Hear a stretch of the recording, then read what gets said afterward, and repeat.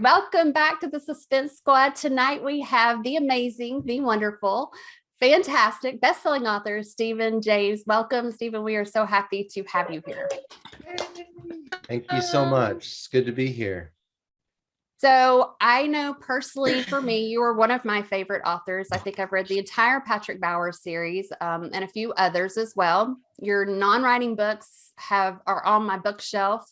And you're one of the best writing teachers that I have been able to sit under. So I'm so excited that you're going to be able to share your knowledge and your wisdom with our viewers tonight. And we're going to have a few questions for you. But before we get into that, we just kind of want you to tell us about maybe some of the latest things that you're working on.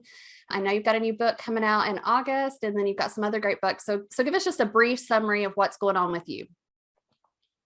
Well, thank you so much. And it's my pleasure to be here. So, over the last few years, I've been writing a lot, but I don't have a lot of books that have just come out. The most recent is Synapse, the thriller that came out right before the pandemic, really. And then I have a new book on writing that I've written, a book on storytelling that comes out in August called The Art of the Tale.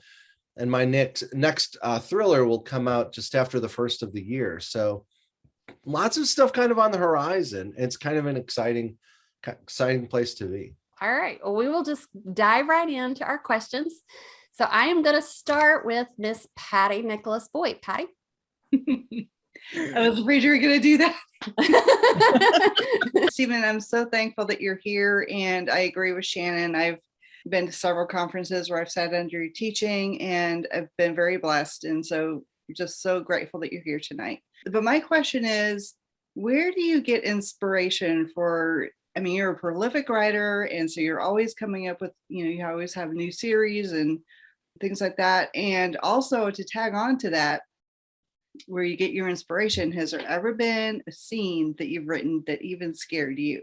Well, for me, I don't tend to have a problem coming up with ideas. My problem is choosing which ones to pursue.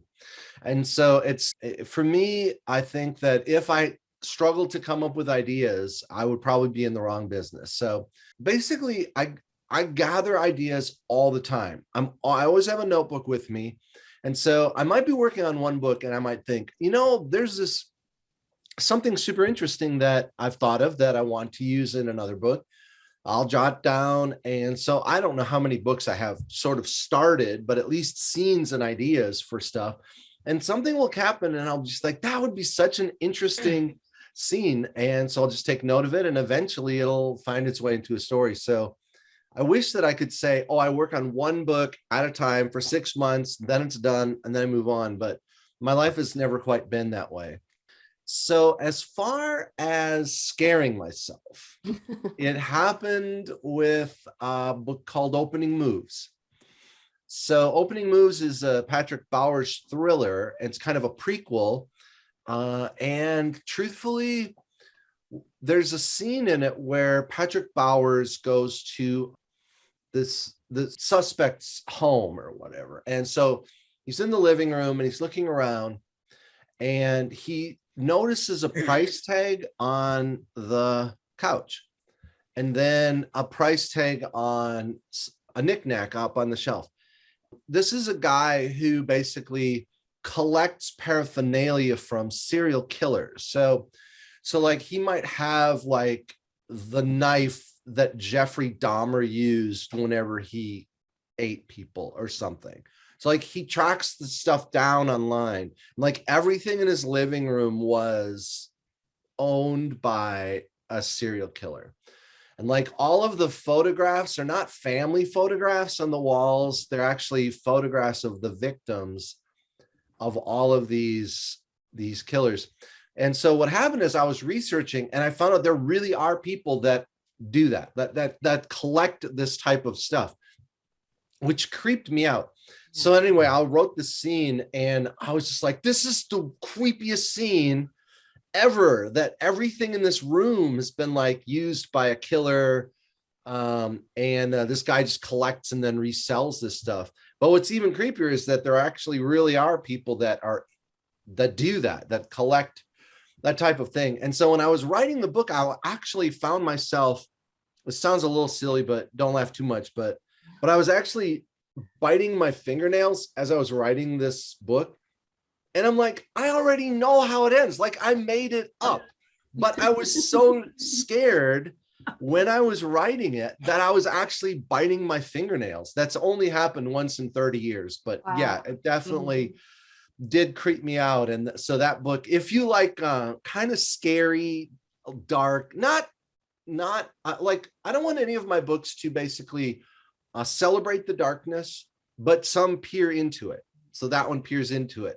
So if you like stories like Opening Moose might be one that you would enjoy, but it's kind of dark. So yeah.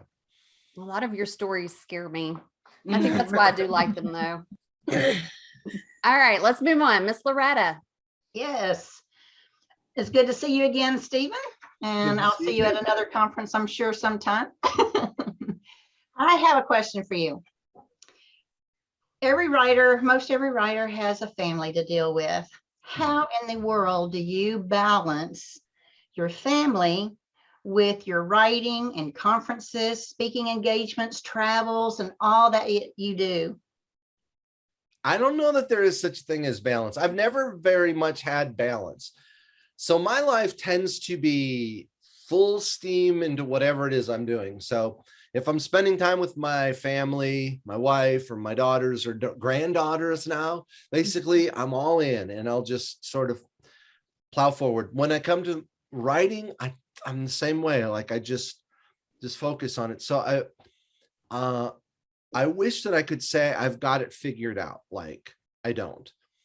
But the way that I manage my time might be helpful for some people to know. And that is I don't set a goal of writing a certain number of words each day, because I find that's disheartening for me, because a lot of times I'll edit, maybe discard a bunch of words that I've written. So I remember one day I wrote 6,000. I was like, I want to see how many words I can write in one day. So I wrote like 6,000 words. I'm like, this is amazing. I'll be done with this book in 12 days. This is so easy. Like, why haven't I done this before? And so I had spent 10 hours and did 6,000 words. So I was like calculating in my mind, I'll be done with this book in like 2 weeks. So the next day I was like, I'll do 10 hours again and see if I can get another 6,000 words. So I did 10 hours and I got one more word written. Like at the end of the day, I literally had 6,001 written in my book. I was like, no, this is horrible. This is brutal. So I gave that whole thing up of keeping track of the words and stuff, because that doesn't work for me. So instead I set a timer. And so I might say today I'm going to write for 4 or 6 hours, whatever, 10, whatever it ends up being. Then I start my timer when I sit down, or actually I stand up to write. So when I go to my desk to stand to write, and then I just start the timer. And if I take a break, I stop it. If I get coffee, I stop it. If I go for a walk or whatever, so that at the end of the day, it's actual manuscript hours. That's helpful for me, because then at the end of the day, instead of me looking and saying, oh gosh, I'm only one word closer, I can say I'm 6 hours closer to finishing this book, or 10 hours or 2 or whatever it might be. So that's helpful for me. I'll just work like crazy and then crash and burn. So, the way I write is basically I print out what I'm working on. Let's say 50 pages or 100 or 400, whatever I'm at with that book. So like I might print out 50 pages and then I'll go listen to music, and I'll start with a pencil or pen and just start literally making changes as I read through it. And I'll type those in. And I'm usually, as I'm typing those in, I'll think of, oh, I think I could add this scene or something. But in all honesty, I don't do well composing at the keyboard. I do much better handwriting ideas down. So like I might handwrite a few things and then flesh it out as I type it in. But I am not gifted enough as a writer to sit down at a keyboard and write a story like that. So I continually have to go through my work over and over again, slowly moving it forward. I don't do a first draft of books. I mean, some people will say, write it all the way through, get a first draft down, then move, back. But my books tend to be so complex that if I were to do a whole draft and then say, no, I got to change something, it would take me years to write a book. So instead, to save time and to save sanity, I edit as I go. So by the time I get to the end of the book, it's pretty much done. There's no first draft and second draft. It's like 50 drafts, but finally I get to the end and it's pretty much together. So it doesn't work for everyone, but I can't imagine trying to write a whole book and then say, okay, now I'm going to go back to the beginning and rewrite it or something. That would be rough for me. I don't know how people do that. Miss Hope. Well, kind of piggybacking on what you just said, my question for you is, what do you find to be the hardest thing in writing, and what do you find to be the easiest? Okay, great. Now that's an interesting question. The hardest thing I find is working with editors. So I'm not listing any editors by name. Over my course of my career, I've written, so I've been writing professionally since 96, done, I guess, like 55 books and about 400 or 500 articles and stories over the course of time for about 100 different magazines and publications. And so I've worked with over 100 and probably 120 editors over my life. And so some of them have been good, but some have been frustrating. And so I find that that can be frustrating just because of the way I write. Like when I write a story, like I just mentioned, I go through it, and by the time it's done, it's pretty much together. Like I'm not going to go back to the beginning and rewrite like scenes, because if they didn't fit, they wouldn't be there. So yeah, if I had an editor who was like, oh, I think you should change a subplot or something, I just couldn't do that. It just wouldn't work for me. So the easiest, what was it like? Well, hardest thing is working with editors. Maybe the hardest thing is working with myself. I don't know. I'm pretty critical of my work, but anyway, no, as far as the easiest thing, I love to explore stories. So before we started recording, I was mentioning that I've been rethinking what a story is over the last 6 months or year. And so one of the key aspects of story, I think, is pursuit. And so basically, I like to think about a character in an interesting situation and ask, what do they want? Something else that I've been really asking myself lately is, in every scene, every character hopes for something. Like every character enters every scene hoping for something. So I'll ask myself, what are they hoping for when they enter the scene? I'm like, it's very helpful for me to ask that specific question, because in every scene, every character does enter it hoping for something. And so if I step back from all the idea of where I want the story to go, and I say, what does this character hope for by the end of the scene?